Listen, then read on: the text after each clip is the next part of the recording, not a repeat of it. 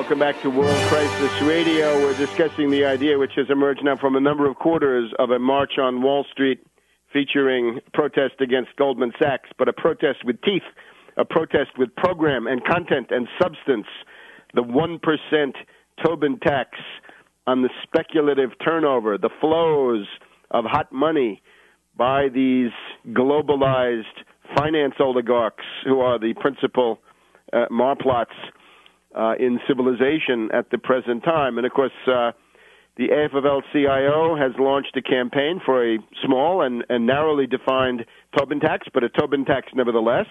That would be a 1 mil tax on stock turnovers. Make it broader. Make it derivatives, stocks, bonds, commodities, foreign exchange, everything basically that goes across these exchanges. It's a sales tax. Everybody pays it. 1%. We pay between 5 and 10. Dear bankers, you talk of shared sacrifice. So sacrifice already. Sacrifice 1% of your flash trading and your high-frequency trading and your other program trading strategies. The FFL-CIO is one version, and they are now joined by Robert Kuttner. Robert Kuttner is a fixture in the left liberal world. This is the American Prospect.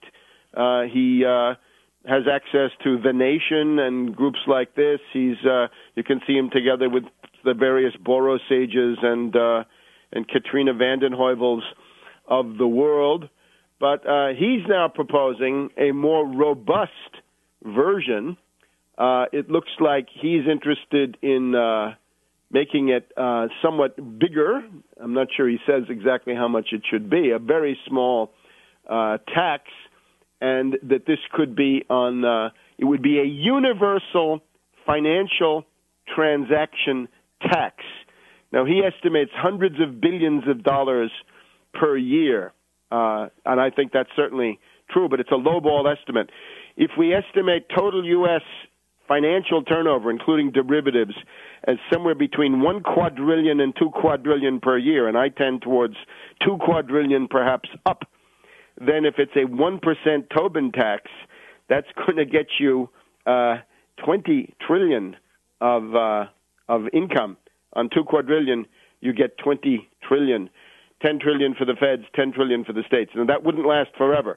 That would tend to diminish as the life went out of the booze for the speculators, as speculation became less attractive, but it would continue to bring in substantial amounts.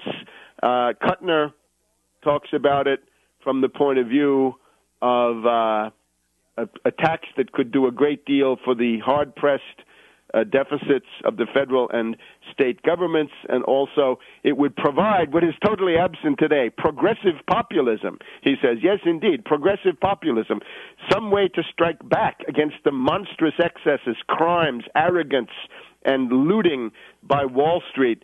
The Democratic administration today shovels trillions, 24 trillion, Kuttner, trillions to Wall Street under the leadership of Geithner, Summers, and Barkey Obama, the Wall Street puppet.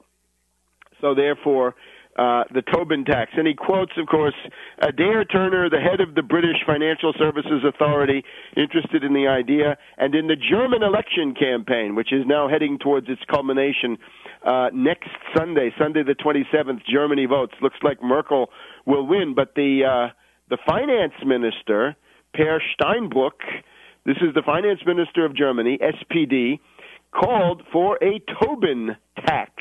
The French government has called for a Tobin tax. Watch out. They're talking about a Tobin tax on financial transactions that would flow into some IMF, International Monetary Fund, or World Bank coffer. That would be used to bail out bankrupt investments in the third world, the London Club, Paris Club debt towards sub-Saharan Africa. Forget about that. Those countries get a debt moratorium. That stuff is canceled, written off, no pay. We need the Tobin tax here as a means of national policy, of national strength, of building up the power of the United States and other countries to fight the world economic depression. And the only way you fight depression is to cut the power of the finance oligarchs down to size. Where are you going to start? Here's a good place to start. And I appeal to all libertarians, right-wingers, if you don't want to be flayed alive by Wall Street. Here's your chance. If you're a Tea Party protester, this is the ticket for you. And you don't like it because it's a tax? Well, get real. There are going to be taxes. The only question with taxation is who's going to pay? Which social groups? Get some class consciousness. Get wise. Don't be a sucker. Don't be a easy mark for Wall Street. And there's these bankers, they're talking about shared sacrifice. We've also got then this, even the tactic.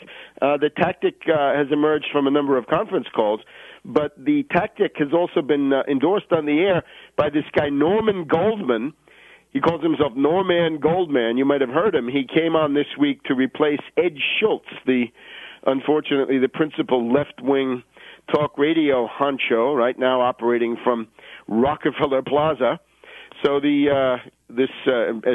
an Obama acolyte, Ed Schultz, has got Norman Goldman in as his replacement, and Norman Goldman, polemicizing with the Tea Party protesters, said to them, why go to Washington? Why don't you march on Wall Street? So I say to Norman Goldman, great, Norman, why don't you put your money where your mouth is and support a march on Goldman Sachs?